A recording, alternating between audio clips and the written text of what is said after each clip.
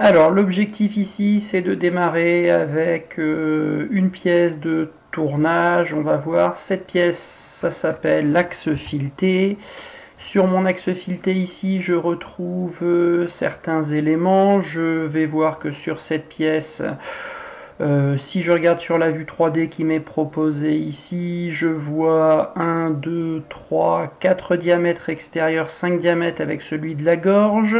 Cette pièce elle est chanfreinée à ses extrémités. Je vois apparaître un congé également, ainsi qu'une gorge. Cette gorge elle a pour fonctionnalité d'être une gorge de dégagement outil lorsque je vais venir réaliser la marque du filetage que je vois apparaître à l'extrême ici, pour le M14 avec un pas de 2. Les diamètres, rien de particulier, un diamètre 28, un diamètre 20. Mon trou central restera brut de perçage, diamètre 8H13. Je vois qu'à l'extrémité de mon perçage ici, je retrouve un chanfrein. Voilà. On va passer sur la pièce. Je vais ressortir de là et repartir dans mon CATIA. Donc ma pièce elle se situe là. Je vais relancer mon CATIA. La pièce fichier ouvrir, elle s'appelle axe. Et quand je lance cette pièce, je me retrouve avec l'interface de dessin de l'atelier Part Design avec les icônes et l'arbre de construction de ma pièce avec les différentes esquisses et fonctions. On va passer maintenant dans l'atelier d'usinage, Late Machining, qui correspond à l'atelier de tournage. Si on voulait faire du fraisage, on passerait dans Prismatic Machining, ça sera le cas d'un prochain tuto, mais ici on est sur une pièce de révolution, plutôt forme ronde, donc on va rester en Late Machining. Première chose, je vois que mon arbre de construction a changé, je vois également que tous les icônes ont évolué. Mon arbre de construction, si on le présente un tout petit peu ici, se présente sous la forme maintenant d'un PPR. Le PPR, c'est quoi sous CATIA? C'est Process List, Product List et Resource List. En fait, il va lister dans l'intégralité du process qui est réalisé la phase d'usinage, les opérations, toutes les opérations d'usinage. La product list, il va y mettre un assemblage constitué de la pièce à usiner et une NC géométrie qui est créée automatiquement. Et vous avez la ressource list. Pour l'instant, j'ai rien dans la ressource list. C'est l'ensemble des ressources qui vont être créées. Dans le cadre du tournage ici, la ressource list sera essentiellement composée de la machine et des outils. Première chose à faire ici, bon, on va réduire un peu l'arbre de construction. Pour le réduire, vous zoomez, vous dézoomez en cliquant sur une arête verticale de l'arbre de construction. C'est parti, on va renommer notre phase. C'est la première phase, donc on va l'appeler la phase 10. Par l'intermédiaire d'un CTRL-C, CTRL-V, je vais modifier dans les commentaires. Vous allez voir par la suite à quoi ça va nous servir lors de la rédaction des documents de fabrication. Je vais définir ma machine, on est sur du tournage, on est sur de la commande numérique, donc moi j'aime bien valider du tournage CN. Il existe d'autres types de tournage, tournage vertical obsolète on ne touche pas, et tournage multi-axe si on a besoin de faire du tournage 3 axes, on verra ça un tout petit peu plus tard. Les axes machine sont bien les axes Z pour l'axe de broche et l'axe X, l'axe qui lui est perpendiculaire. En tourelle, on va toucher à rien. En outillage, on a un catalogue qui fonctionne bien et qui nous permet de définir automatiquement les outils plaquettes et porte-plaquettes. Il s'appelle Kata Genegigia. Donc on va le charger pour l'avoir par défaut et on va définir au niveau de la commande numérique les différents éléments qui vont nous permettre de coder le programme, à savoir le lib et la table. On est sur du tournage, donc moi j'utilise en tournage TC pour tournage commande numérique. Si on était en fraisage, on utilise UPP-CU pour du centre d'usinage. On code du code ISO. Et le type de format, nous ici on a deux axes qui vont être codés, l'axe X et l'axe Z. Donc on va faire du codage par points comme cela. Premier élément, on a décrit la machine. Vous remarquez que dans la ressource list, il a ajouté ici le tour CN. Il existe le triade de référence, mais le triade de référence, je le positionnerai un tout petit peu par la suite. Le triade de référence, c'est l'origine programme. Je vais plutôt définir directement ma géométrie. Dans la géométrie, il veut connaître la pièce pour simulation, c'est-à-dire la pièce à usiner, ainsi que le brut. Ce sont les deux éléments qu'on va décrire en tournage. Je clique ici. Et dans mon product list, je vais aller chercher ma pièce. Ma pièce, c'est l'axe. Attention, il ne faut pas cliquer sur l'axe, il faut bien cliquer sur le corps principal de l'axe. On va faire la même chose pour le brut. Pour le brut, j'ai la NCO géométrie qui a été créée directement. Donc je développe ma NC géométrie et je vais cliquer sur le corps principal de ma NC géométrie. Position. Je vais définir un point de changement d'outil à 100 mm ici. Ça me permettra au niveau de la simulation d'avoir des choses qui sont un peu plus réalistes et d'éviter d'avoir des outils qui arrivent un peu nulle part.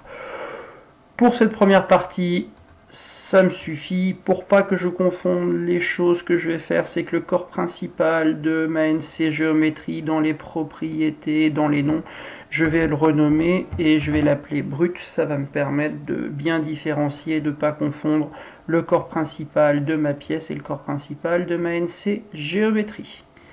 Voilà, j'ai terminé la définition des éléments de base. On va attaquer à partir de maintenant la partie environnement de la pièce et la définition de l'environnement. J'ai pour habitude de travailler moi avec deux fenêtres différentes, de jamais travailler directement dans le product quand j'ai besoin de retoucher la pièce ou le brut. Donc moi ce que je fais, c'est que j'ouvre le NC Setup toujours dans une nouvelle fenêtre. Voilà, et je me retrouve cette fois-ci, maintenant que je travaille dans un cadre product, avec les éléments ici qui correspondent à l'atelier d'assembly design, et donc qui vont me permettre de faire de l'assemblage. Sur CATIA, en tournage, pour récupérer le profil extérieur de la pièce et pour le définir, on va utiliser une petite stratégie qui va constituer, qui va servir, qui va nous permettre de récupérer le profil, en coupant un quart de la pièce. Pour cela, je vais venir dans le corps principal de l'axe. Là, j'ai des plans qui sont affichés, mais ce ne sont pas les bons, donc on ne va pas prendre de risque. On va sélectionner tous nos plans ici. Dans la géométrie, on va les cacher et on va activer les plans de l'axe. Cacher, afficher. Voilà, donc moi je vais faire un quart de pièce, donc je vais me situer dans ce plan-là, c'est le plan XZ. Si j'ai du mal à sélectionner ici, ou quand je zoome j'ai du mal à trouver, vous pouvez prendre la sélection directement ici. Et ici on se retrouve directement avec les icônes du part. Je vais donc créer une esquisse dans ce plan-là. Alors, vous travaillez dans un sens ou dans l'autre. Si le sens de la pièce ne vous convient pas, vous avez le vue normale en bas ici qui vous permet de changer le sens et retourne la pièce dans le sens inverse. Pour faire un quart de pièce, on va utiliser ici un rectangle. Je vais prendre mon rectangle comme ceci. Je vais le faire sortir de la pièce. Je vais essayer de rendre tout ça dynamique au maximum. Et donc je vais établir des contraintes pour le positionnement de mon trait. Ici, je sélectionne et je vais éditer une contrainte de tangence. Et également ici, une contrainte de tangence. Ça va me permettre d'avoir des éléments qui ne sont pas figés, statiques, mais justement qui sont évolutifs. C'est-à-dire que si ma pièce a un diamètre qui est modifié, la poche que je vais venir réaliser derrière va suivre également. Et vous allez voir qu'on va toujours travailler comme ça.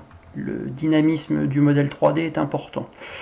Je vais venir faire ma poche. Ma poche, je vais la faire jusqu'au dernier. Est-ce que je suis dans le bon sens? Oui. Il va bien enlever toute cette partie-là. Je valide. Je me retrouve avec ma pièce qui a été coupée. J'ai fait un quart de pièce. C'est ce qui m'intéressait. Je vais à nouveau cacher les plans de mon axe. Je vais réactiver ceux de la NC géométrie. Je vais double-cliquer sur le brut. Pour définir mon brut ici, je vais me positionner cette fois-ci dans le plan XZ. Je vais travailler par révolution et je vais donc venir définir ici une esquisse, une forme qui sera rectangulaire. Alors, la distance que je vais établir en devant entre la pièce et mon brut correspond à la surépaisseur que je vais garder pour la première opération de ma pièce, une opération qu'on appellera un dressage. Par défaut, j'aime bien mettre 1 mm, ça nous permet de gérer les défauts que l'on peut rencontrer au niveau du sciage. Est-ce que je garde le lien? Oui. Alors cette fenêtre-là, elle est un peu gênante parce qu'elle revient assez souvent au moment de la création des différents éléments. Mais c'est important qu'au niveau de la cotation, ça puisse également suivre.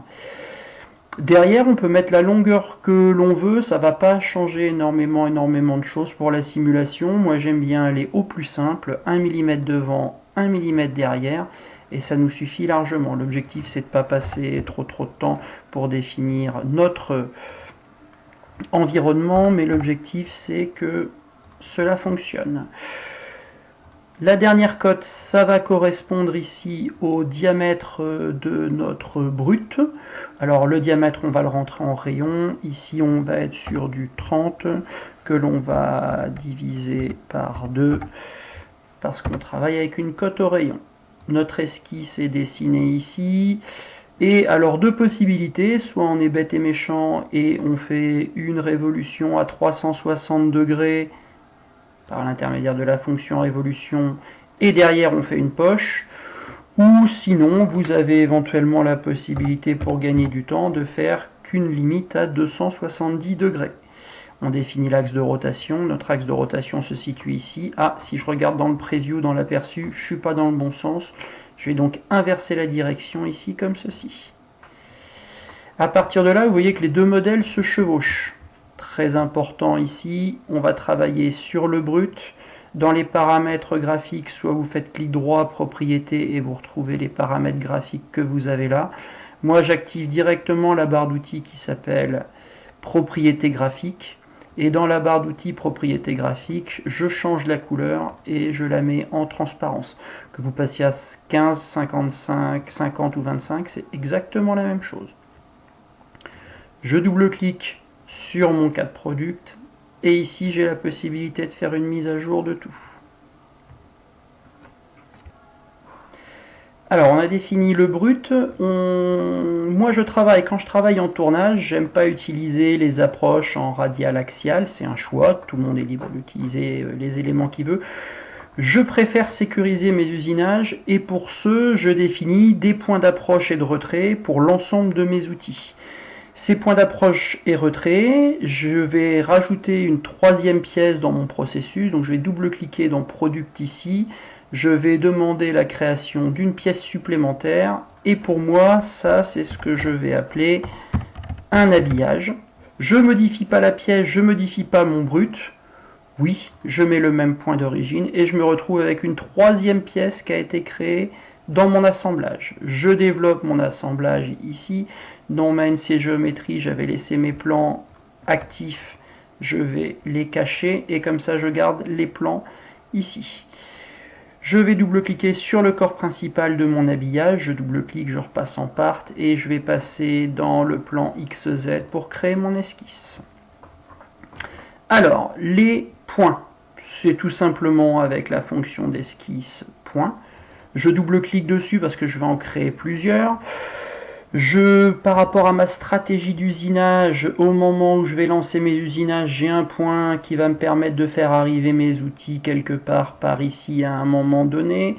Je vais retrouver un autre point ici qui va me permettre d'avoir un point d'approche pour mon pointeur et mon forêt.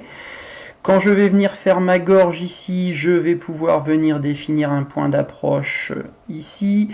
Et pour la fin, quand je vais faire mon tronçonnage et mon chanfreinage, je vais définir deux points qui vont me permettre ma simulation ici. Dans cette phase initiale, je vais coter mes points. Mes points, je vais les coter par rapport à mon brut, ici. Et je vais mettre une valeur qui est plus une valeur de sécurité qu'autre chose. 3 mm, quand on lance en usinage, c'est une valeur qu'on arrive à assez rapidement et facilement appréhender et qu'on arrive à visualiser au moment où on est avec le bouton et qu'il faut réaliser nos usinages, voir si on ne s'est pas trompé sur une prise de jauge ou quoi que ce soit. Là, j'ai une contrainte de coïncidence qui a été positionnée directement, donc je vais la laisser. Je vais faire arriver mes outils à 3 mm. Ici, je vais définir une cote de 3 mm entre l'extérieur de mon profil et ma pièce. Je vais positionner, alors jamais de code dimensionnel à 0, c'est un non-sens total. On travaille toujours, encore une fois, avec des éléments qui sont dynamiques, c'est-à-dire que si je change quelque chose, il y a bien tout qui suit. Ici, je crée des contraintes de coïncidence pour que mon point ici soit aligné avec l'extrémité de ma gorge. J'en vais repositionner mon point de la même manière ici. Je vais m'en servir et le définir comme étant coïncident.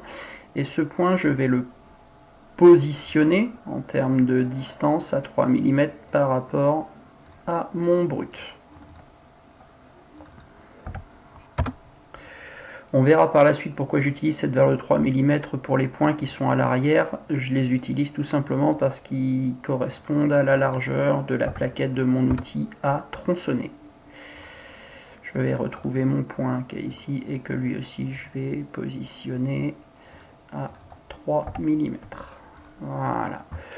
Normalement, avec l'ensemble de ces points, ça devrait me suffire pour réaliser tous mes usinages et tous mes points d'approche que je vais définir par la suite dans CATIA. Je ressors de l'atelier, il n'y a pas de fonction à appliquer, j'applique rien de plus. Je recache mes plans pour éviter de surcharger mon dessin. Cacher, afficher, je reviens dans mon NC Setup, je fais ma mise à jour. Mon environnement est complètement créé. Dans ma fenêtre, je vais revenir par défaut. Je l'ai vu qui apparaissait, qui appelait process 1. Ah, maintenant que j'ai défini mon brut, je vais pouvoir définir mon origine programme. Sur cette pièce-là de diamètre 30, je vais travailler en barre. Donc mon origine, je vais la positionner sur la face avant de mon brut. Mon système d'axe, Z étant l'axe de broche, il suffit de prendre une arête qui corresponde à l'axe des Z. Et je vais prendre l'axe X qui lui est perpendiculaire, c'est-à-dire cet axe-là. Si j'ai du mal à visualiser, je peux cliquer sur inverser direction et je vois apparaître le sens de mes axes. Pareil, je renomme tout ce qui est créé par défaut et pour moi ça c'est l'origine programme. Encore une fois, je ne surcharge pas mon dessin et là je vois assez bien où est positionné mon origine programme. J'ai terminé la définition des éléments de base, très important. Fichier, gestion des enregistrements. Et on va découvrir ici la gestion des enregistrements. Je sauvegarde toujours l'activité mère. L'activité mère, c'est l'activité qui va se situer dans le haut. L'activité qui se situe dans le haut, ici, c'est mon process. Donc je clique sur process. Par défaut, il nous propose un process 1. Moi, je ne garde jamais de process 1 parce que si vous avez tous vos process qui s'appellent process 1, et bien pour en faire le tri, c'est relativement compliqué. Important à savoir, jamais d'accent dans CATIA. La pièce s'appelle axe, je vais appeler donc cet élément process axe. Je clique sur enregistrer. À partir du moment où je clique sur enregistrer, il y a des sauvegardes automatiques qui se créent. Je vais faire une propagation du répertoire et à partir de là, toutes les pièces qui ont été créées vont être sauvegardées dans le même répertoire que le répertoire du process. Je vérifie dans mon dossier ici. Dans mon dossier axe, je retrouve bien maintenant mon process, mon processus. Là, le produit, l'assemblage, le NC Setup, qui est bien constitué de l'axe, de la NC Géométrie, le brut, et de l'habillage. Ces éléments-là, on les retrouve dans l'arbre de construction que l'on voit ici. J'ai bien mon process qui est constitué du NC Setup et mon NC Setup est bien constitué de l'axe, de la NC Géométrie et de l'habillage. Alors c'est parti, on va pouvoir démarrer la création de nos usinages. On a dit que notre process, lui, il était convenable. On peut renommer le programme de fabrication, terme qui est toujours un peu long, comme étant programme 10. Ça n'a pas d'influence particulière sur ce que vous allez créer. La première opération ici est une opération de dressage. Deux possibilités pour effectuer votre opération de dressage par rapport aux cycles qui vous sont proposés. Soit vous allez choisir une ébauche de tournage, soit vous prenez une finition de profil si vous souhaitez faire le dressage en une seule fois. On va prendre l'ébauche de tournage ici. On n'oublie pas auparavant d'avoir cliqué ici sur programme 10. Et encore une fois, comme moi j'aime bien tout renommer, on va renommer l'opération. Pour valider votre saisie au clavier, vous appuyez sur la touche Entrée et vous voyez évoluer le haut de la fenêtre. Pour définir le brut, ici, on va simplement cliquer sur les arêtes qui sont à réaliser. Et pour définir la pièce à usiner, on va sélectionner la face avant de notre pièce. Alors, quels sont les paramètres que l'on va renseigner? On va aller dans le premier onglet stratégie ici, et dans le mode d'ébauche, on ne sera pas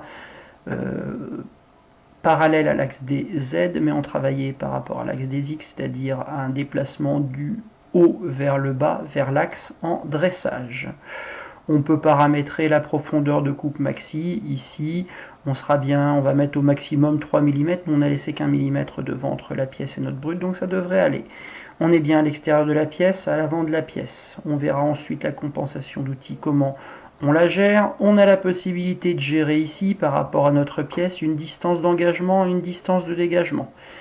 Alors ici, pour éviter que mon outil arrive en rapide sur ma pièce, je vais laisser une distance d'engagement. Par contre, ma distance de dégagement, je vais la supprimer parce que je vais la piloter par l'intermédiaire des points.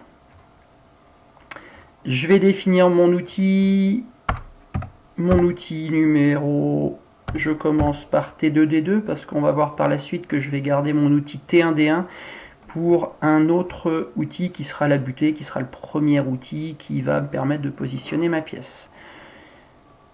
Une fois que j'ai fait ma saisie, je valide par entrée et quand vous écrivez ici, vous avez directement le numéro de l'outil. Le T correspond au tool, D les dimensions de mon outil, D, c'est ce qu'on va paramétrer dans la machine, outil à commande numérique, et T, c'est ce qu'on va paramétrer dans notre programme. Moi, si on veut faire simple, le numéro d'outil est toujours égal au numéro de correcteur, sauf cas très particulier. Donc le numéro d'outil, ici, je le déclare comme étant un numéro 2. L'outil, ça va être un outil, un porte-plaquette extérieur. Alors l'intérêt du catalogue, c'est que si je vais sélectionner par requête ici, en lui définissant un porte-plaquette extérieur, il me propose automatiquement toute une liste d'outils. Alors, on a du 16-16, on a du 20-20 pour chaque type d'outil, pour un SCLCL, un SDJCL, un SVJBL.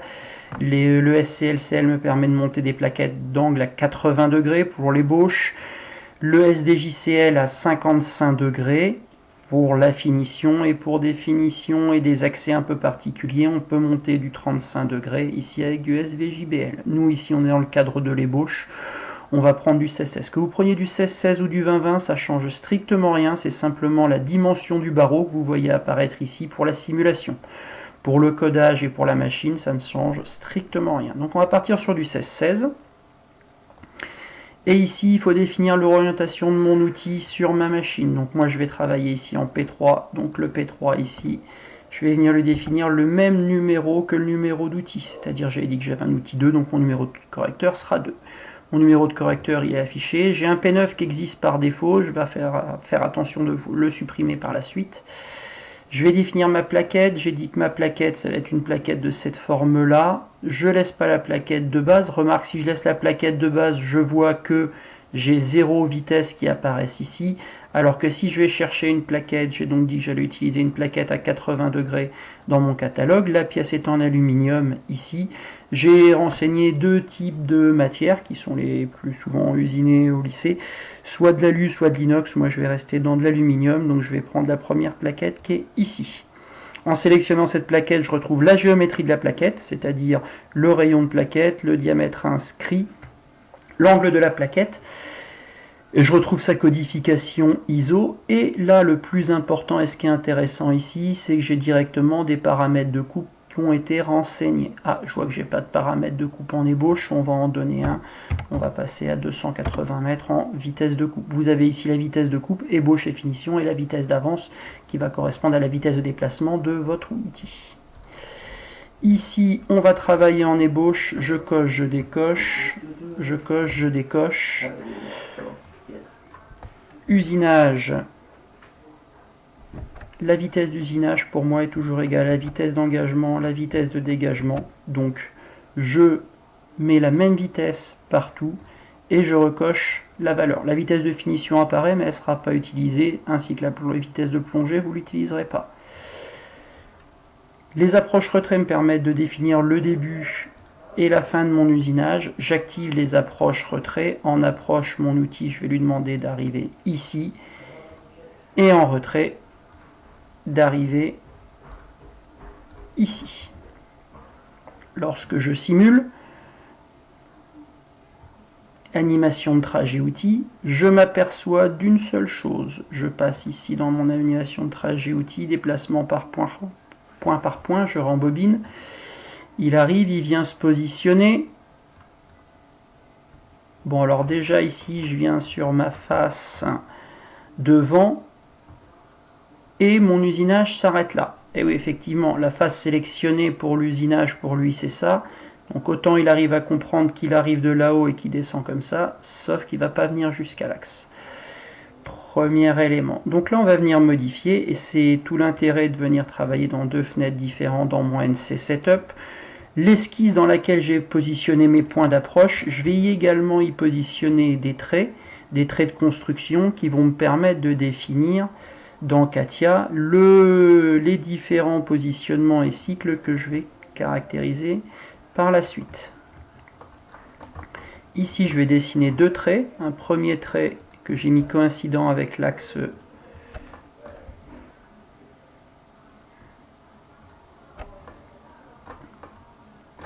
alors il a sélectionné mon brut. Oui. Coïncidence, ok. Je vais sélectionner l'arête et celle-ci et je vais la mettre coïncidente. Et là, je vais me retrouver, il va falloir que je fasse la même chose avec le point et l'arête ici. Oui, coïncidence, ok. Je referme mon esquisse, je vais dans mon cadre product, je fais une mise à jour. En raccourci, le CTRL U au clavier fonctionne également. Fenêtre, Process Axe. Je reviens dans mon opération, donc dans mon arbre de construction, je vois déjà qu'il y a un changement d'outil qui a été demandé pour la machine. J'ai incrémenté T bien T2D2 et je retrouve bien mon code de porte-plaquette, donc ça c'est pas mal. Et par contre, dans mon dressage ici, ce que je vais faire, c'est lui dire que... Alors moi, je reset toujours, clic droit effacer, je reset toujours les sélections, au moins je sais ce qui est bien. Je prends, je zoome et là je vais lui définir ces éléments-là. Ok. Alors en fonction du brut et en fonction de la qualité, je peux avoir des différences. Donc je vais laisser quand même une surépaisseur entre mon brut et ma pièce parce que je vais venir la reprendre en finition. Donc là j'ai rajouté une surépaisseur. Et élément qu'on avait défini ici, la compensation de mon outil, le point piloté, c'est l'extrémité de mon arête que je vais mettre ici. Je lance ma simulation, je dézoome, je rembobine en point à point. Et cette fois-ci, quand je lance ma simulation, je me retrouve, si je regarde ici, en X17. X17, ça correspond tout simplement au rayon de 15, plus les 2 mm qu'on a mis dans la distance d'engagement. Il vient jusqu'en X15 faire son usinage, son dressage, et il ressort bien sur les points de départ et points de retrait que j'ai définis. On peut donc valider notre opération de dressage. Alors j'ai validé mon opération de dressage, je vais revenir dedans parce qu'il y a un truc que l'on n'a pas, une option qu'on n'a pas vue dans animation de trajet outil ici. Donc là on a l'animation classique avec mon outil qui a été créé, ma pièce, mon brut. On a aussi la possibilité de faire une animation vidéo complète. Cette vidéo elle est intéressante parce qu'elle nous permet de visualiser les... On va repasser en rapide. Et si on lance notre usinage, donc là on va relancer notre dressage. On a vu notre outil qui vient très rapidement. Là pour l'instant on voit apparaître en vert, on va voir par la suite qu'une opération d'usinage va correspondre à une couleur sur la pièce. Donc pour l'instant on n'a qu'une seule couleur, étant donné qu'on n'a qu'une seule opération. La deuxième opération va être la réalisation de toute l'ébauche du profil extérieur de ma pièce ici. Alors, on se positionne sur dressage, l'ébauche va être réalisée avec le même outil, donc je ne vais pas recréer d'outil, je vais venir ici dans ébauche de tournage, et ceci, ça va être l'ébauche du profil extérieur. Entrée, la fenêtre est bien renommée, mon brut il est toujours ici, donc mon brut je prends l'arête, les deux arêtes qui sont comme ça, et je vais définir la pièce à usiner. Alors pas la peine de reprendre le profil de la face avant, étant donné qu'on l'a déjà usiné avec le dressage. On va lui sélectionner la poche, on va voir, ça va être à lui d'optimiser, on va lui sélectionner le congé, et on va reprendre la remontée de face, ici comme ceci. Je double-clique dans une zone vide pour valider ma sélection. C'est une ébauche, donc je vais laisser une surépaisseur, car par la suite en finition, je vais supprimer la valeur que j'ai laissée. On ne va pas travailler cette fois-ci en vertical, on va travailler en longitudinal, donc on va être en chariotage comme ceci. On va passer avec une profondeur de passe de 2 mm ici. On est bien à l'extérieur de la pièce, on est bien en avant de la pièce. Les options ici, le dégagement que j'ai passé à 0, comme c'est le même cycle, il me le laisse à 0. Le dégagement, c'est le dégagement entre chaque passe. Donc je vais mettre un dégagement entre chaque passe de 0,3. L'objectif, c'est pas de faire un grand dégagement, mais d'éviter que ma plaquette ne vienne se repositionner sur la surface que je viens d'usiner. Je vais laisser mes 2 mm d'engagement, on va visualiser ensuite ce que ça donne. Je peux basculer sur mon troisième onglet. Sur mon troisième onglet, alors ce qui est bien, c'est que on réutilise le même outil, le fameux T2D2. Donc cette fois-ci, je me positionne sur le premier onglet, pas la peine d'aller chercher, sélectionner un outil assemblé par interrogation. Je vais directement aller ici, et avec les 3 petits points, rechercher les outils qui existent déjà. Je retrouve bien l'outil, et là l'avantage c'est que tout est déjà bien créé. Donc je repositionne ici dans le premier onglet, et déjà je vais redéfinir la bonne compensation de mon outil.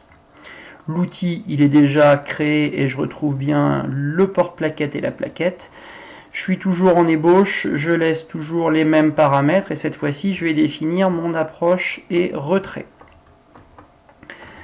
Alors, en approche retrait, il me propose quoi? En point de départ, ici, ok, et en point de retrait, il me propose le point qui est sur l'extrémité sur la face avant.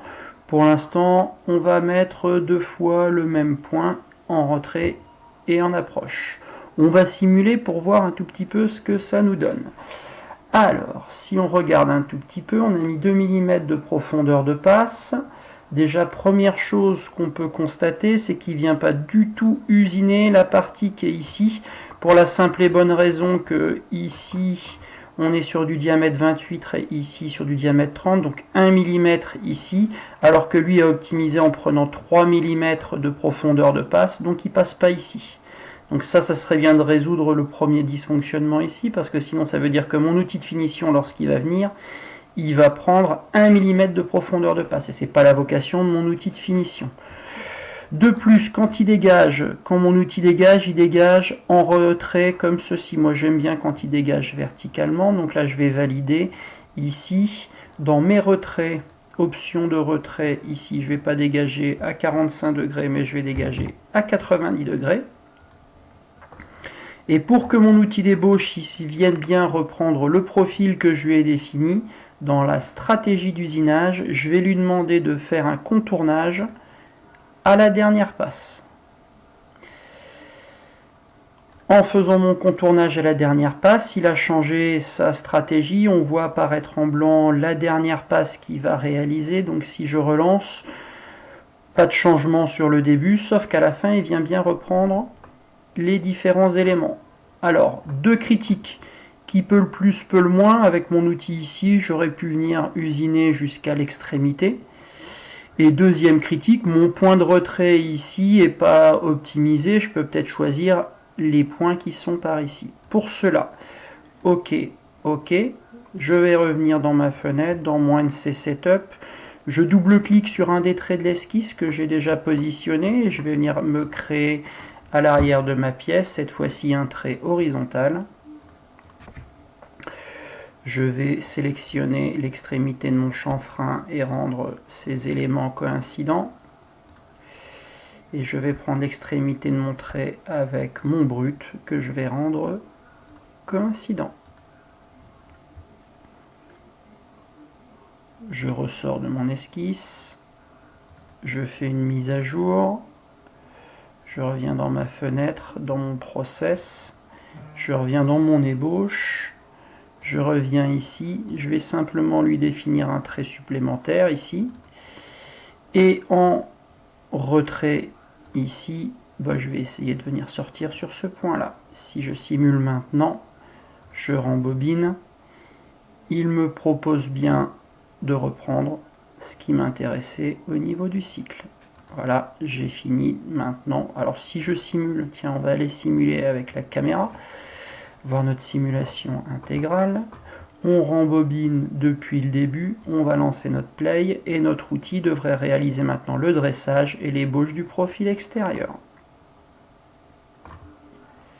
Donc on voit bien qu'un seul outil réalise la face avant et le profil extérieur. Voilà pourquoi tout est de la même couleur. Alors, on vient de terminer notre ébauche du profil extérieur. On pourrait venir finir notre profil ici pour réaliser la finition et obtenir la surface précise en forme et en dimension. Stratégiquement, en termes de chronologie d'usinage, un tourneur vous dirait que si on fait notre finition et que derrière on vient faire notre gorge, au moment où on va venir faire notre gorge, eh bien on va retrouver une bavure qui va venir se former à l'extrémité de ma pièce ici et peut éventuellement gêner pour l'assemblage de la pièce. Or, cette gorge-là, elle n'a pas de fonctionnalité technique, elle est juste là pour que mon outil à fileter, qui va venir réaliser un filetage sur cette extrémité-là, puisse dégager dans le vide. Donc, chronologiquement, on va venir faire notre gorge. Alors, pour faire des gorges, quand la taille de ma gorge ici correspond à la largeur de ma plaquette, moi j'aime bien utiliser un cycle de finition, de profil, parce que mon outil va venir et il va défoncer la gorge, on va être dans du travail de forme. Je renomme mon opération, je dis que c'est la gorge. Je veux qu'en sélection, il me prenne cette partie-là. J'ai plus de surépaisseur sur ma pièce. Je vais travailler cette fois-ci en frontal. J'enlève tous mes dégagements et mes engagements. Je supprime mes dégagements et mes engagements pour ne pas avoir de déplacement inapproprié. La même chose dans les inversions locales. J'écrase tout à zéro, pas la peine de modifier l'angle, parce que si vous n'avez pas de déplacement, l'angle il sert à rien. Et mon outil, je vais venir le définir. Je vais définir mon outil comme étant T4, D4. Entrée, mon numéro d'outil c'est donc 4. Dans les porte-plaquettes, je suis dans du porte-plaquette à gorge ici. Qu'est-ce qui m'est proposé? J'ai deux outils, j'ai le 20-20 ou le 16-16. On est parti avec du 16-16 depuis le début. C'est la forme d'un outil à tronçonner. C'est mon outil T4 dans plus compensation en P3. Je vais venir lui définir le numéro du correcteur. Et dans les plaquettes ici, je vais venir lui définir la plaquette. Qu'est-ce qui est disponible dans mon catalogue? J'ai des plaquettes qui sont disponibles pour l'aluminium, des plaquettes qui sont disponibles pour l'inox. Ici on a un aluminium et ma gorge fait, la gorge que j'ai ici, sa largeur c'est 3 mm. Donc je vais prendre ma plaquette qui fait 3 mm. Je regarde si mes vitesses ont bien suivi. Ouais, alors il y a simplement des vitesses qui sont définies en finition, donc on les gardera. On va modifier légèrement la vitesse d'avance ici pour ma gorge. Donc ici je passe en finition et ici je décoche, je sélectionne CTRL C CTRL V, CTRL V et CTRL V. Je reverrouille ici et mes approches retrait, je les active. Alors l'intérêt ici, c'est que l'ajout d'un trajet direct sur un point, en approche et en retrait, ça sera le même. Je lance ma simulation en rembobinant, je vais passer, j'ai pas beaucoup d'usinage, donc je vais passer en point par point, je rembobine. Mon outil, il arrive, il se positionne et il remonte au point de retrait. Et voilà. Donc là, il est arrivé de son point de changement d'outil. Alors effectivement, dans la suite, dans le cas d'une production série, ce qu'on va avoir tendance à faire, et qu'une fois que ma machine est réglée, ce point-là, je vais venir l'approcher au maximum, peut-être à 1 mm de ma pièce, et ça va être bon. Je vais faire ma simulation avec la caméra, je vais redouble-cliquer sur ma gorge. Ici, oulala, on a oublié la compensation, on repasse bien dans P3. Clac, je rebascule sur ma simulation complète. On rembobine depuis le début, on va repasser en complet, en continu. Je vais reprendre mes opérations d'ébauche. Je clique une deuxième fois, je vois apparaître cette fois-ci ma gorge. Remarque, la couleur est différente. J'usine bien sur le profil d'un côté, sur le profil de l'autre côté. J'ai bien 3 plans qui sont réalisés ici, enfin 2 plans et une partie cylindrique au centre. Ok, je peux valider et j'ai terminé. Alors, on a terminé notre gorge, on va pouvoir finir notre profil extérieur de manière à obtenir les spécifications du dessin de définition. On va nous rester, on a laissé 15 dixièmes de surépaisseur sur le profil extérieur. Donc je vais bien me positionner sur gorge ici et je vais aller sélectionner la fin de profil de tournage. Ici je vais renommer, alors Katia n'est pas très bon en français, nous mes profils avec un E, on va le changer. Finition profil extérieur. Je vais passer dans le premier onglet, on n'est plus en frontal, on va être en extérieur, ici, à l'extérieur de ma pièce. On va se situer en avant, on va laisser circulaire en contournage. Je ne mets pas de distance d'engagement et de dégagement parce que je vais gérer par l'intermédiaire de mes points d'approche. Tout est bien à 0, je touche à rien, il va falloir que je définisse ma trajectoire. Pour définir ma trajectoire et mes sélections, je vais venir, alors il nous faut zoomer si on peut être embêté comme ceci. On va lui définir les différentes directions et ce qui va être capable d'usiner. Je prends mon congé, j'ai une remontée de face ici avec le trait que j'ai prolongé, double clic pour valider ma sélection, j'ai plus de surépaisseur parce que je suis sur ma finition et je vais définir mon outil. On avait T2 et T4, ça va être mon T3, D3, mon outil de finition, mon numéro d'outil c'est déjà 3, je touche à rien, on est avec un outil, un porte-plaquette d'extérieur, on est sur de la finition, donc on avait pris SCLCL en ébauche, on va passer sur du SDJCL. Donc le SDJCL me permet de monter des plaquettes à 55 degrés, donc on va aller chercher ça. Notre T3D3, la compensation en P3, c'est notre outil numéro 3. Et donc je vais aller chercher une plaquette de cette forme-là, que lui appelle rhombique, à 55 degrés. Je vais chercher dans mon catalogue, et lorsque j'étends ma sélection, je vois apparaître mes plaquettes à 55 degrés, alu inox avec un rayon de plaquette de 0,4 mm. Je vais choisir cette plaquette là. Plus, je vérifie dans les vitesses. J'ai pas de vitesse en ébauche, c'est normal. Normalement, j'utilise cet outil simplement pour la finition. Donc, je ferai bien attention de me mettre en finition. Ça tombe bien, on y va ici. Finition, je décoche, je recoche. Je passe bien à 400 mètres, je décoche, je recoche. Alors, je vous invite à bien décocher et recocher. Sinon, si vous avez déjà utilisé ce cycle de finition pour une opération précédente, il va automatiquement garder les valeurs et pas tenir compte des valeurs que vous avez. Ici on avait 250 mètres pour la gorge, on avait utilisé ce cycle de finition de profil. Si vous décochez pas, il garde par défaut la valeur précédente.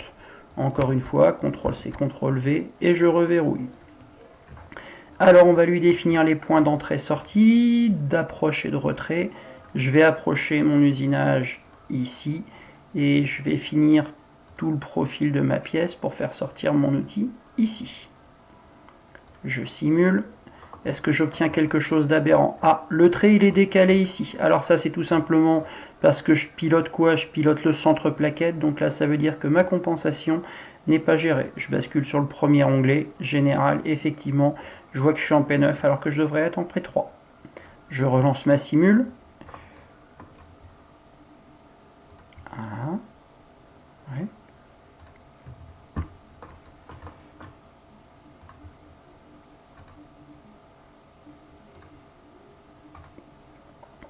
Objet, on va lui demander de calculer le trajet outil. Ok. Ah, beaucoup mieux au niveau de la simulation. Alors c'est la magie de Katia, des fois ça, vous voyez la trajectoire tout à l'heure, même en ayant modifié le P3, elle n'était pas bonne, et en lui refaisant calculer le trajet outil, en fermant la boîte de dialogue, la fenêtre, et en la réouvrant, ça suffit pour que tout se réactive. Ici je vois bien que mon outil suit bien le profil de la pièce, donc là je suis conforme. On va relancer notre simulation. Et effectivement, elle passe bien sur le profil qui est défini. On va visualiser avec notre caméra. Et maintenant, sur ma caméra, je devrais plus voir si je rembobine tout. Je vois apparaître au départ mon dressage, mon ébauche, ma gorge. Donc là, j'étais bien avec le vert. Je lance ma finition. Et là, ma finition de profil reprend bien la face avant ainsi que le profil extérieur. Donc j'apparais bien en jaune. À ce stade, on n'oublie pas de faire une gestion des enregistrements. Alors là, pas la peine de refaire tout le process, vous avez juste à cliquer ici sur Process, Enregistrer, Propager et OK. Si on veut vérifier ici, on peut checker assez facilement. Si je regarde la date et l'heure ici des éléments qui ont été sauvegardés, j'ai bien 5 éléments qui ont bien été tous sauvegardés à 20h23. On est bon. Je reviens dans mon Katia. Prochaine opération. Alors, sur notre pièce, on a dit qu'on avait un perçage qui était axial ici. Caractéristique de mon perçage, il est débouchant à l'extrémité de ma pièce. Pour réaliser un perçage en tournage, il faut impérativement qu'au préalable, on ait pointé notre trou, c'est-à-dire fait un avant-trou de manière à guider notre forêt au moment du perçage. Je me positionne donc ici. Si on regarde dans la barre d'outils, à l'extrémité ici, vous avez toute une série de perçages. Vous cliquez sur le petit triangle noir qui est ici, et là vous avez plein de cycles qui sont disponibles.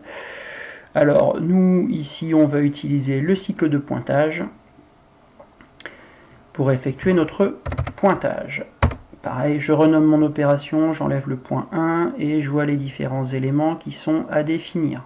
Alors pour moi, le plan ici. Alors là, on va commencer à cacher des choses et faire apparaître des choses. Je vais cacher ma géométrie parce que le plan de départ, mon brut, il a été dressé, j'ai plus rien.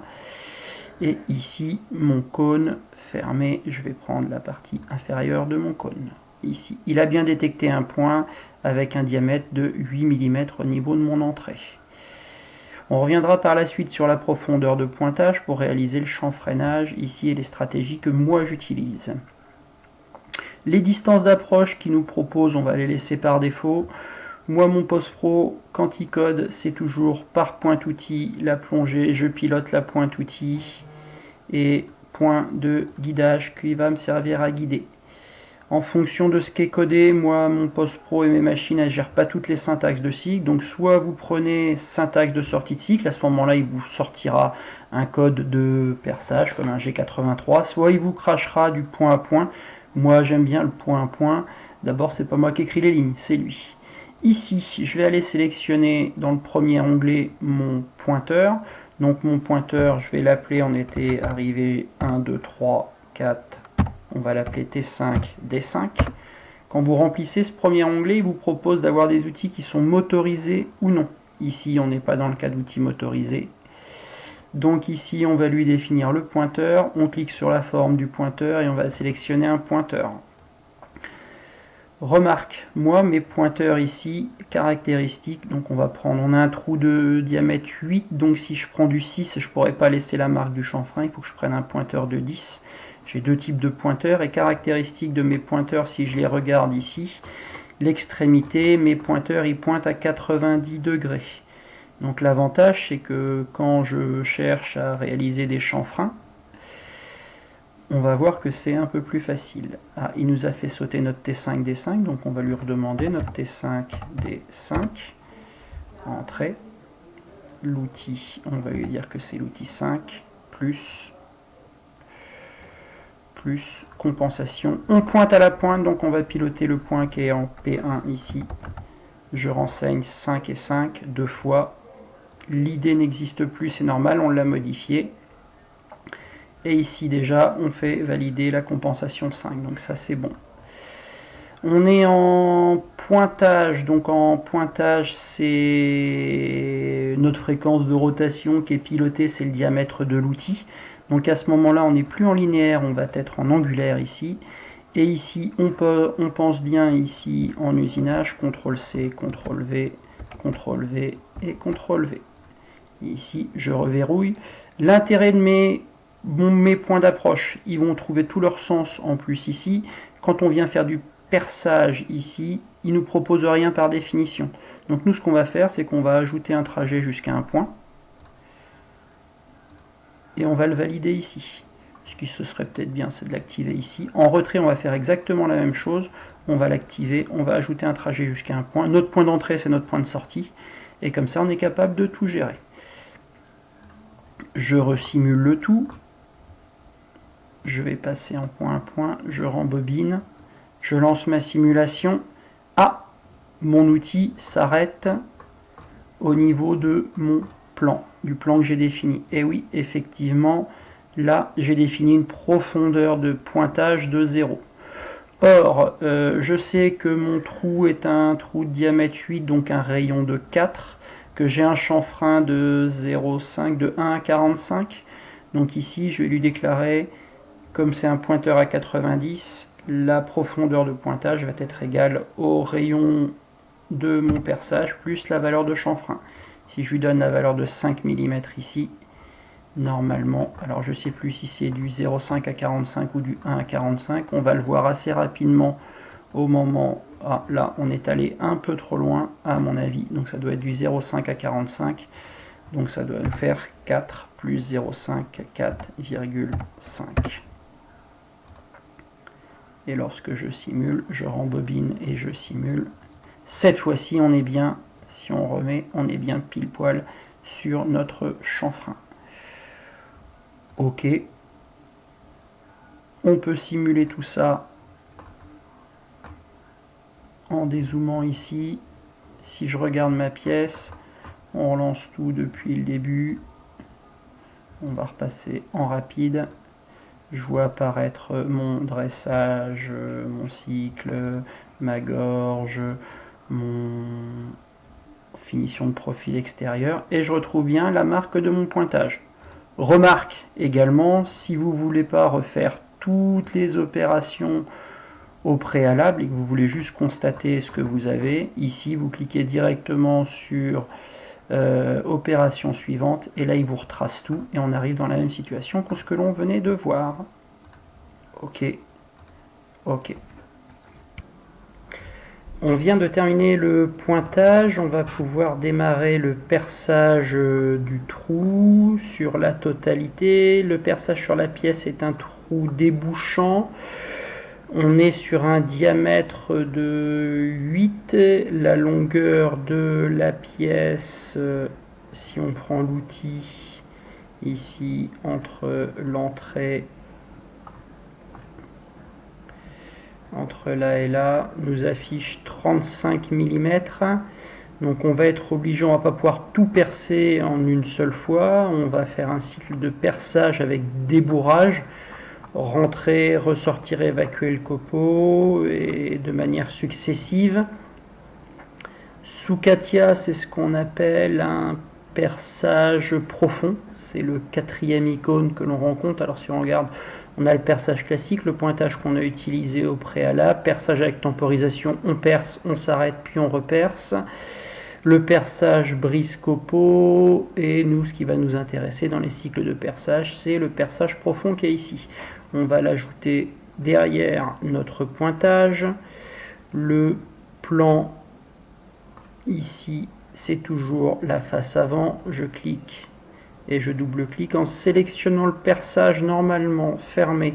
Comme la pièce a été dessinée sous CATIA, quand vous double-cliquez, il change la figure et il la passe directement en un trou débouchant. Il faut quand même lui signaler que le plan derrière se situe là et il détecte automatiquement les 35 mm. On va renommer notre perçage profond et on va dire que notre perçage profond c'est un perçage avec des bourrages. Attention, pas d'accent dans les en-têtes ici, sinon ça plante au niveau de la sauvegarde. CATIA gère très mal les accents. Distance d'approche, on va toujours garder notre 1 mm, on va faire dépasser notre forêt en fin de perçage pour être sûr que ça débouche bien. Moi j'ai l'habitude de mettre un quart du forêt, on est sur du diamètre 8 donc ça va nous faire du 2. Profondeur de coupe maxi, de combien on va percer, normalement on peut aller jusqu'à 3 fois le diamètre, on est sur du 8, allez on va mettre 15, comme ça on fera au moins un cycle.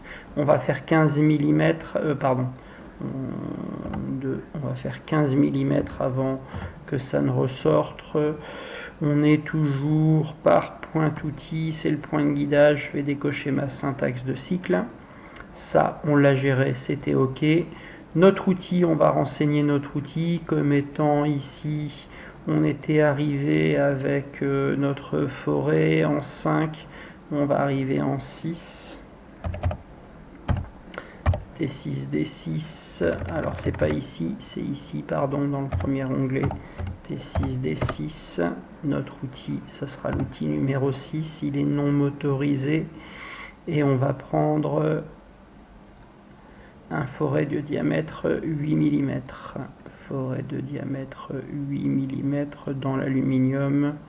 OK, on va vérifier dans nos compensations, donc déjà dans nos vitesses, que les vitesses sont conformes, vitesse de coupe, vitesse d'avance. Quand on perce le forêt, ce qui est piloté, c'est pas la pointe contrairement au pointage, c'est on pilote toujours le diamètre ici. Donc là, je vais mettre ma compensation 6 et 6 en P3. Je vais rajouter le numéro d'outil ici. Oui, OK, OK. On est en angulaire, je décoche, je sélectionne les vitesses et le calcul il est effectué. La même stratégie à appliquer ici pour les approches retrait. J'active mes approches retrait, je viens sélectionner un point. L'entrée c'est la même, le retrait, je viens sélectionner un point, c'est la même.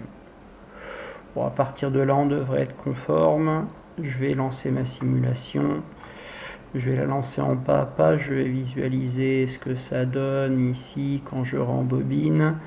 J'arrive au niveau de mon trou, je perce bien à moins 16. J'ai 1 mm par rapport à mon brut, entre mon brut et ma pièce devant, donc moins 16. Je ressors, deuxième plongée, troisième plongée. Et c'est bon, ça roule. OK, et je valide. On va valider notre usinage par l'intermédiaire d'une simulation graphique intégrée. Encore une fois, je ne vais pas redéfiler l'ensemble du cycle, je vais simplement afficher le trajet jusqu'à la fin. Et là, je m'aperçois que, il y a un problème. Effectivement, ça ne dépasse pas.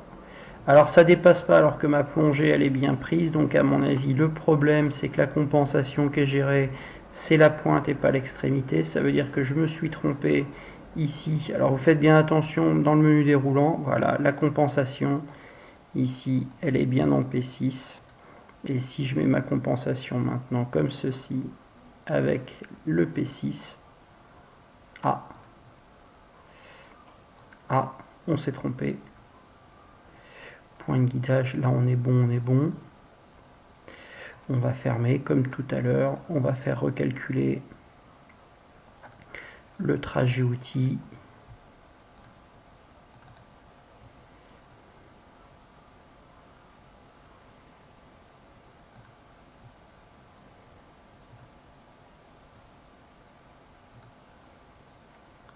Voilà, bug CATIA.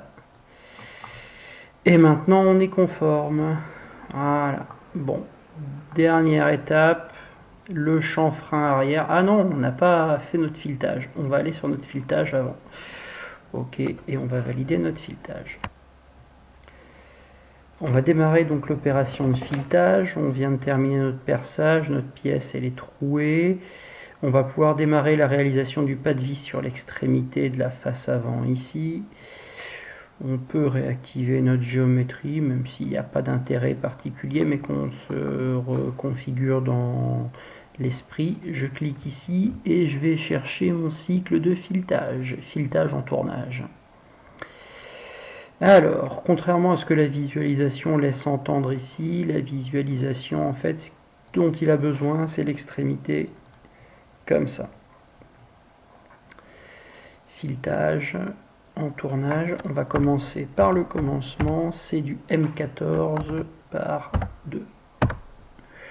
Je entre et c'est bien affiché dans le haut de la fenêtre. Alors ici, moi j'utilise pas le paramètre ISO externe parce que j'aime bien renseigner directement tous les paramètres. Donc moi je me mets en indifférent, comme ça. Je sais que pour un pas de 14, le diamètre c'est du... pour un M14, le pas c'est du 2. Ok. Et ce que j'aime bien renseigner ici, c'est la profondeur de mon filet. Pour renseigner la profondeur de mon filet, j'utilise ici un fichier Excel qui a été réalisé par l'un de mes précédents collègues où on a simplement à modifier les champs qui correspondent au diamètre nominal, au pas et à la précision de filetage et dans laquelle apparaît ici la profondeur à programmer. Pour du M14, c'est du 1,227. Donc je rebascule dans Katia et la profondeur ici, c'est du 1,227. Ok. Alors, mon profil indifférent, je suis bien à l'extérieur de la pièce, je suis bien à l'avant, pas de filet, j'ai qu'un seul filet. Profondeur de passe constante. Quand on fait du filetage, on prend des petites profondeurs de passe. Je vais mettre 0,25. Et j'aime bien faire une dernière passe ici pour bien enlever le copeau, avoir un profil qui corresponde bien à ce que je dois réaliser de 0,07. Dans les options ici, distance d'engagement, distance de dégagement. En engagement, je vais me mettre 2 mm. Ça devrait se situer sur le devant. Et la distance de dégagement que je vais renseigner ici correspond au positionnement de mon outil dans ma gorge de dégagement. On va mettre 1 mm et puis on visualisera ensuite ce qui se passe exactement. Il me demande ici la longueur de mon filet. La longueur de mon filet, je la retrouve sur mon dessin de définition, c'est du 10.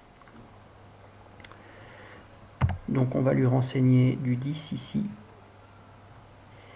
On va déclarer l'outil. Quand je filte, j'ai l'habitude de monter un outil à l'envers. On doit être arrivé, on va décaler d'un cran, on va se mettre en T8, D8. Entrée. Et mon outil il est monté à l'envers, c'est-à-dire que je vais utiliser un outil à gauche, monté à l'envers. Donc je vais mettre en outil inversé comme ça. Je vais choisir un corps d'outil. Est-ce que je suis à l'intérieur ou à l'extérieur? Je suis à l'extérieur. Et je vais chercher dans les outils qui me sont proposés ici. Alors ici, j'ai le choix entre un outil à gauche et un outil à droite. Moi, je suis avec un outil ici à droite. Je le valide. Là, il y a la compensation à gérer. On va toujours rester en P3. Notre outil, c'est 8, donc on va mettre un correcteur à 8. La plaquette, je clique sur plaquette, je vais chercher dans mon catalogue. Est-ce que j'ai une plaquette de 2? Oui. Si j'ai pris un outil R, je monte une plaquette R. Ok. Je vérifie bien ici que le pas de filetage défini soit bien de 2. Et ici, je rajoute un pas de 2. Voilà. Dans les vitesses ici, quand je programme du filetage, ici, je programme toujours en tours par minute. Dans l'aluminium, 1000 tours, c'est pas mal. On renseigne simplement La vitesse de broche, je ne recalcule pas, sinon il va nous mettre quelque chose d'aberrant. On travaille en fréquence de rotation constante. Mes approches retrait, on va les activer. Et puis on peut se servir du point qui était ici, en approche et en retrait, pour paramétrer mon cycle. Effectivement, le point en approche critique, je pourrais l'optimiser pour arriver là. On va regarder ce que ça donne. Donc je suis bien avec un outil qui est inversé, ça veut dire qu'au moment où il va générer ma rotation, il va y avoir éventuellement, on sera au niveau du code, on vérifiera qu'on serait bien en M3 et pas en M4 au niveau de l'usinage. Remarque par rapport à la profondeur de mon filet et au dessin de ma pièce, ma dernière passe est descend en dessous ma gorge, donc je devrais voir une trace au niveau de ma simulation.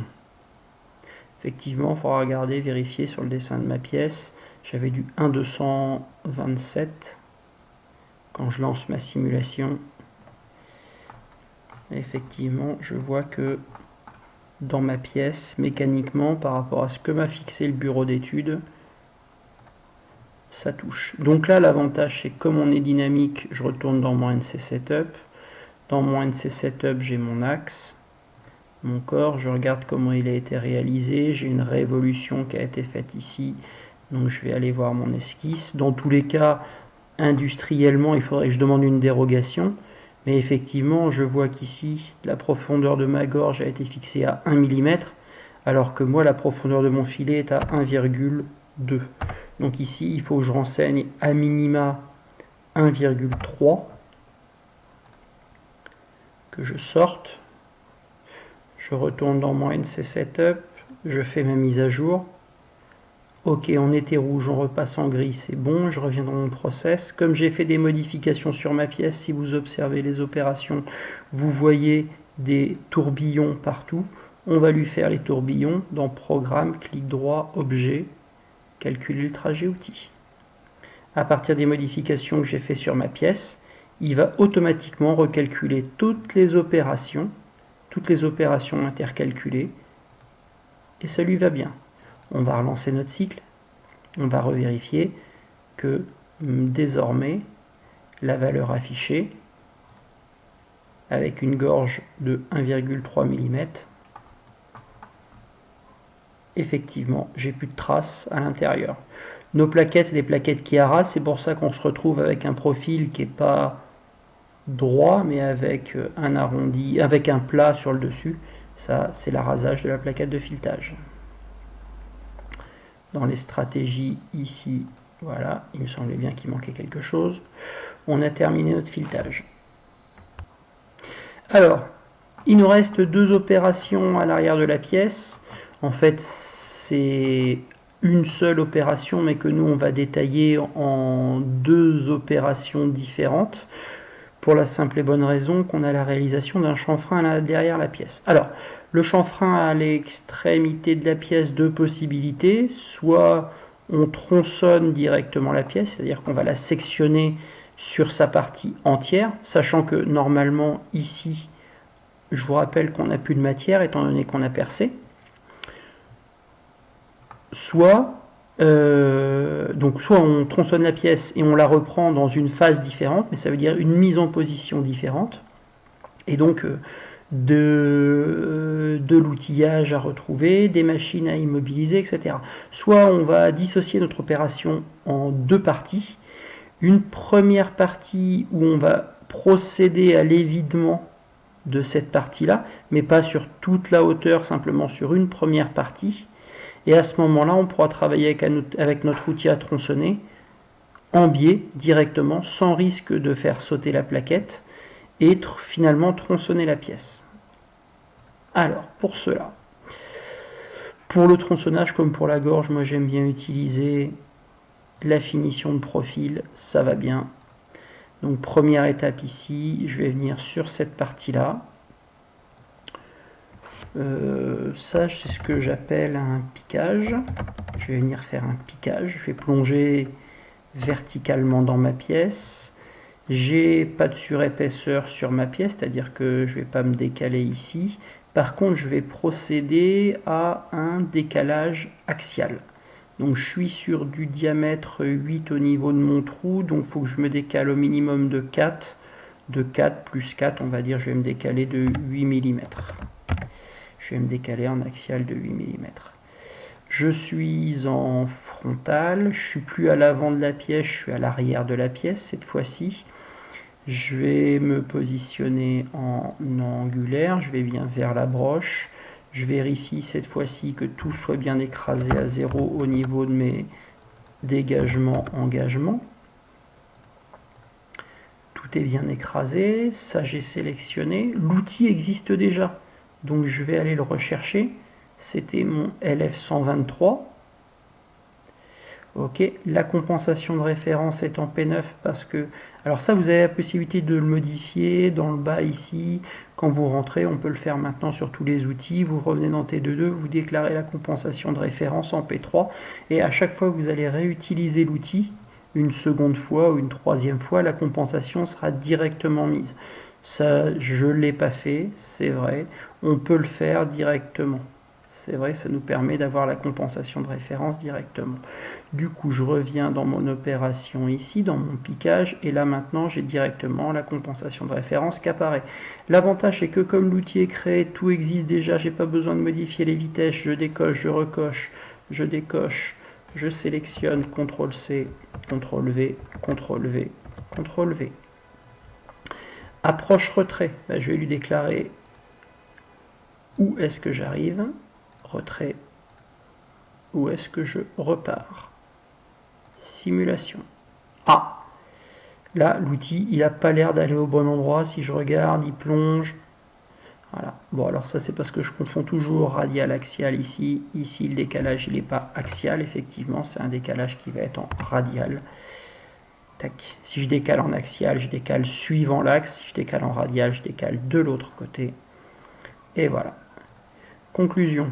Mon outil, il arrive, il vient, il se positionne, il descend et il remonte. Voilà. Donc là, dans ma pièce, si maintenant je regarde, il est venu me faire, alors il y a toujours le filetage, il est venu me faire une petite section dans la pièce. Du coup, ça veut dire que là, j'ai plus de matière ici. Je suis dans le vide. Donc je vais pouvoir plonger de manière oblique avec mon outil. Ça, c'était l'opération de piquage. Je vais reprendre mon cycle de finition de profil, mais qui, cette fois-ci, je vais l'appeler tronçonnage.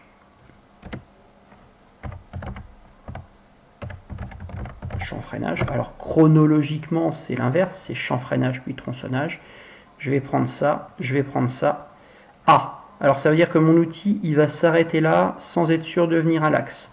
Donc là, je m'arrête. OK. Fenêtre, NC Setup. Comme ce que je fais depuis le début, je vais venir me positionner comme ceci, en créant une coïncidence entre mon trait et mon axe. Je reviens dans mon product, je fais une mise à jour de l'ensemble, fenêtre, process. Par sécurité, je lui demande de calculer le trajet outil. Il devrait bugger normalement sur le dernier cycle que j'ai pas fini de programmer. Oui, c'est normal, je m'exécute. Pas de problème, Katia, je reviens, je reprends le trait que je viens de dessiner. L'outil existe déjà, je vais le chercher, c'est mon T4. Effectivement, maintenant que j'ai défini la compensation directement, la compensation de référence est en P3. Ah, tiens, lui, il n'a pas suivi. Il faut quand même que je lui déclare. Et je reviens ici. C'est le même outil, j'ai rien à changer. Même si je décoche et je recoche, il n'y a pas d'incidence. En approche. Alors, la stratégie ici vise à réutiliser le point d'approche que j'ai mis ici. Et en retrait, prendre le point de fin que j'avais ici. Il m'a bien supprimé. Ah là, il va falloir qu'on supprime le décalage. Il n'y a plus de décalage en radial maintenant. Je vais reprendre le profil intégral de ma pièce. Et là, on est pas mal. Je rembobine. Je viens bien jusqu'à l'axe. Donc j'ai l'assurance que ma pièce soit bien tronçonnée.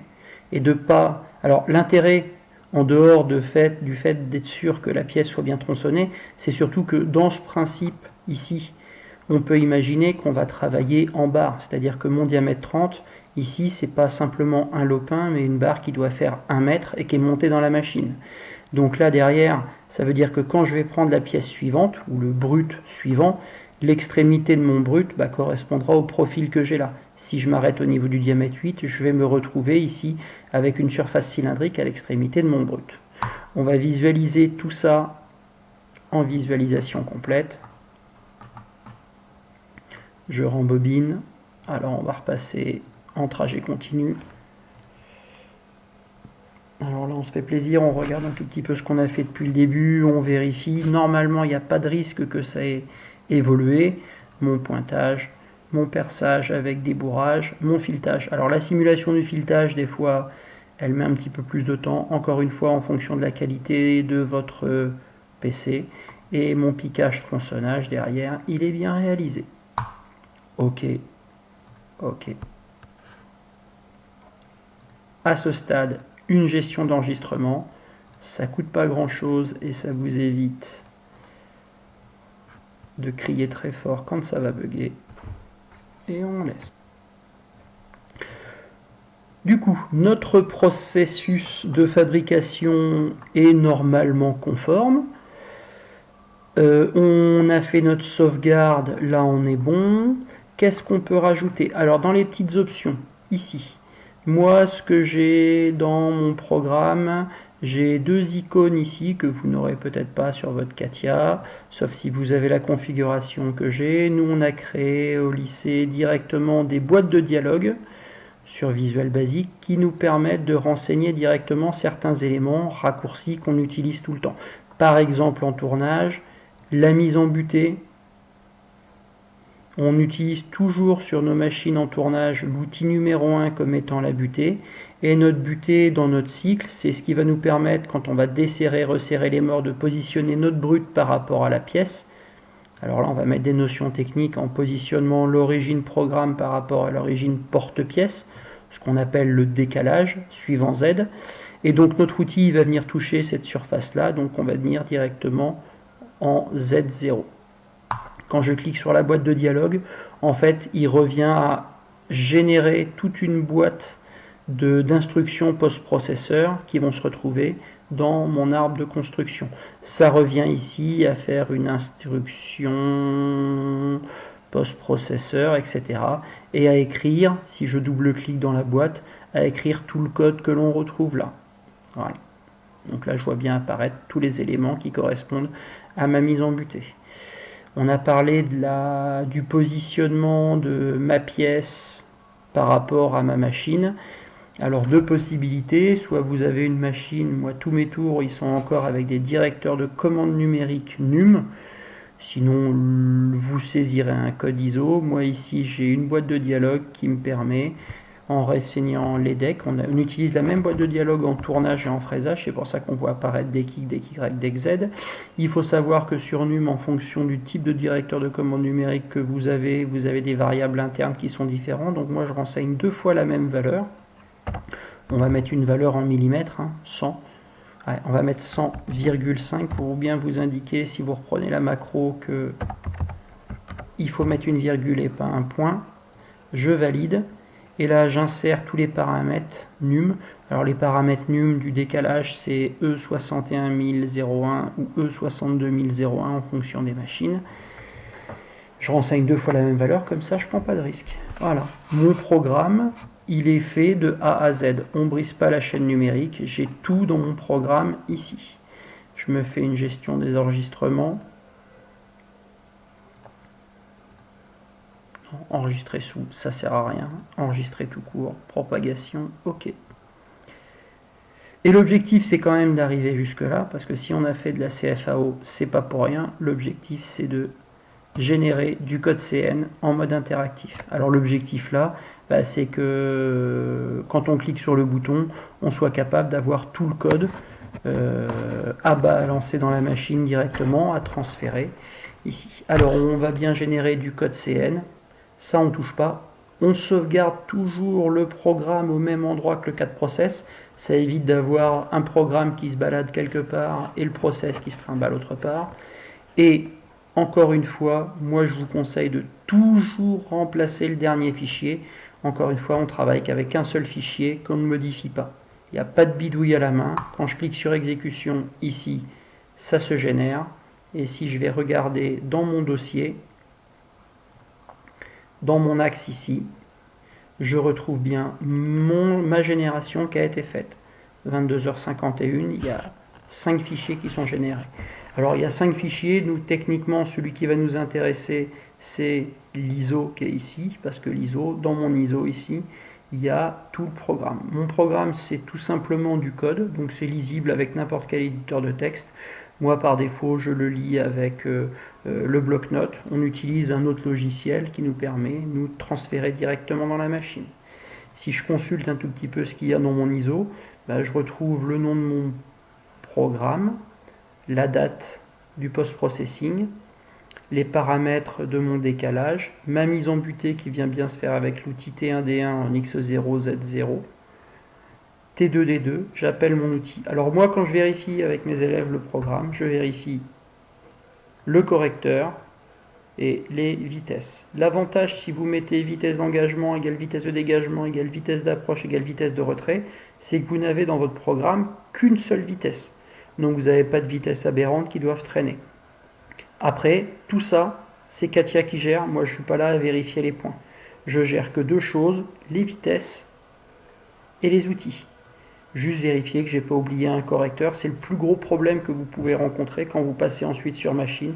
Oubliez un correcteur. Si vous mettez un correcteur différent que celui du numéro d'outil, c'est le seul risque que vous avez d'encastrer au niveau de votre machine. Là, je retrouve bien mon T5D5 avec mon D5. Mon T6D6, je suis bien en fréquence de rotation constante, j'ai bien ma vitesse d'avance. Notre perçage avec débourrage, il nous le génère bien en point à point. Ah, erreur. Là, je me suis trompé. On était en T6D6 et je vois que le filetage, il est en T6D8. Donc là, j'ai une erreur dans mon programme. J'ai bien mon pas qui est décrit ici, j'ai bien ma dernière page, j'ai bien ma profondeur de filet, tout est bien codé. Et je retrouve bien mon T4D4 en piquage. J'ai pas de rappel d'outil entre le piquage et le tronçonnage, étant donné que c'est le même outil, et j'ai qu'une seule vitesse. Donc là, j'ai décelé un problème. On va voir, c'est tombé bien, parce que ça nous permet de voir où sont les problèmes. Mon problème, il est avec l'outil, que j'ai appelé T8D8. Deux possibilités, soit vous êtes dans le changement d'outil ici, soit on va regarder ici, dans mon T8D8, où est le problème. Quand je clique sur mon T8D8, effectivement, il me dit que l'outil, ici, c'est 6. Je change mon outil, ok. Quand je fais des changements ici, moi, par habitude, je refais toujours. C'est pas pour le temps que ça prend 15 secondes, un calcul. Je régénère. L'avantage, je remplace le fichier, j'écrase directement. Chaîne numérique, chaîne numérique, chaîne numérique. Si on peut ancrer quelque chose, chaîne numérique. On était ici, il n'y a pas de bidouille. Je vous montre qu'ici, on est bien passé en T8D8. Voilà. Et on ne va pas modifier le programme à la main, ça c'est strictement interdit. Interdit, interdit.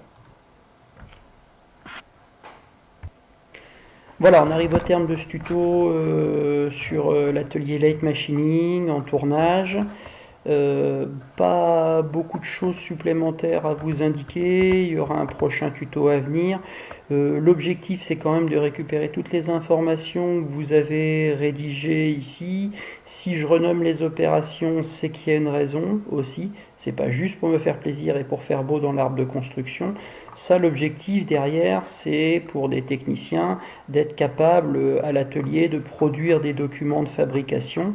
Et donc ici, si vous allez dans générer la documentation, moi quand je clique sur générer la documentation, j'ai un script qui existe, que j'ai intitulé document contrat de phase, ouvrir. Si je vais ici sur le bureau me créer un dossier, ici qui va juste me servir, je vais l'appeler CP contrat de phase axe, enregistrer. il a bien été créé sur le dossier. Quand j'édite mon CAD-script, il va lire tout mon CAD-script. Il me propose d'entrer le nom. Donc là, je vais mettre mon nom, mes initiales, Emmanuel Esneux. Ensemble, axe fil D.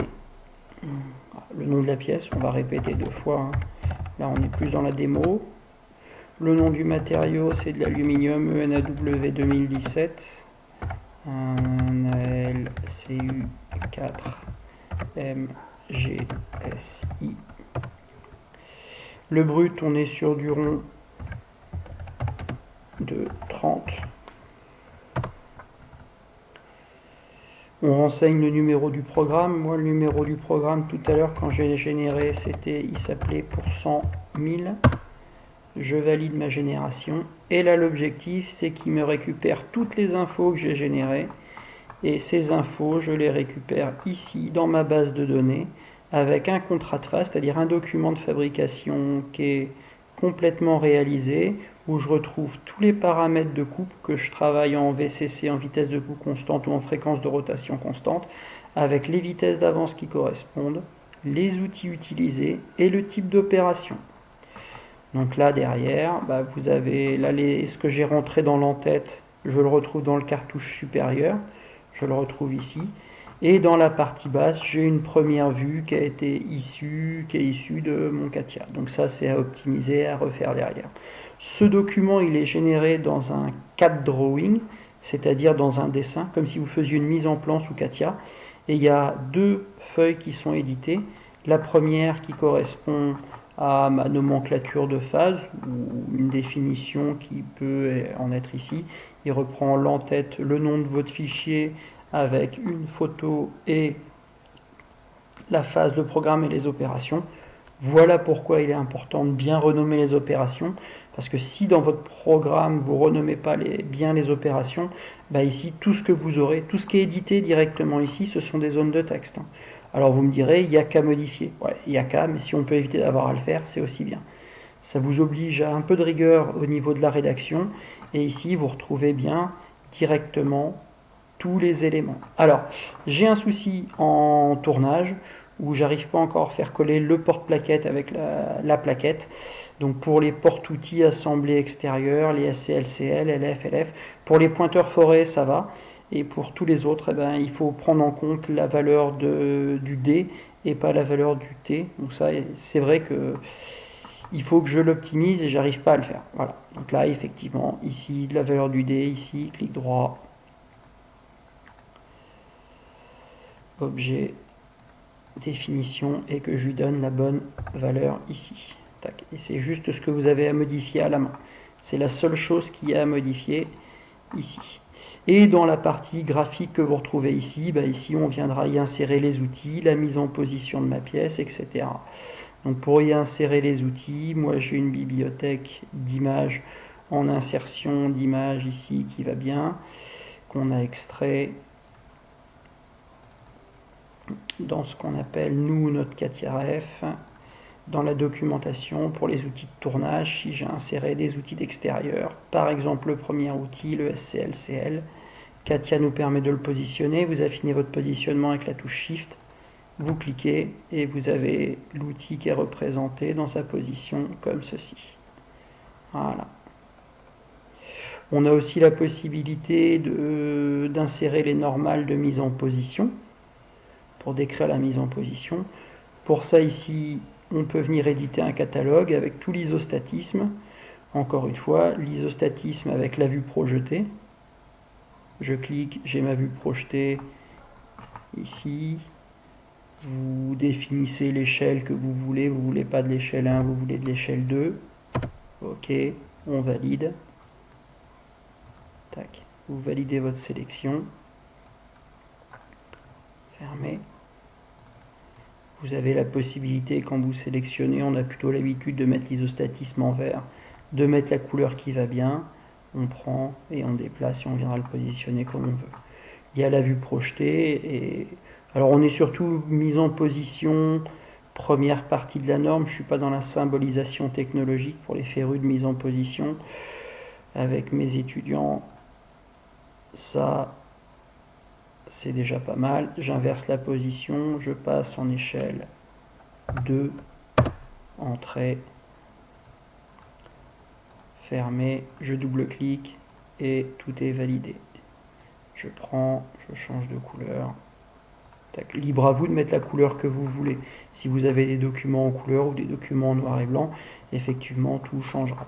Et ça, ces documents-là, ces éléments-là, vous pouvez les modifier, les glisser comme vous voulez. Voilà, la rédaction des contrats de phase et des différents éléments, on pourra le détailler. Dans le catalogue, il y a tous les éléments, les axes machines, les origines programmes. Si on regarde un tout petit peu, vous avez tous les symboles de toute la symbolisation technologique, si vous voulez, de centreur, de locating pour les parties en fraisage, les origines programmes et les axes machines. Voilà, ça on l'utilisera un petit peu plus en fraisage, toutes ces symbolisations-là qui vont derrière. Ok, j'en termine là pour la présentation de... Donc là ici, ok, fermé. J'en termine là pour la présentation de Katia Light Machining. J'espère avoir été le plus complet possible et s'il y a des questions, bah, n'hésitez pas, vous remontez ça sur YouTube.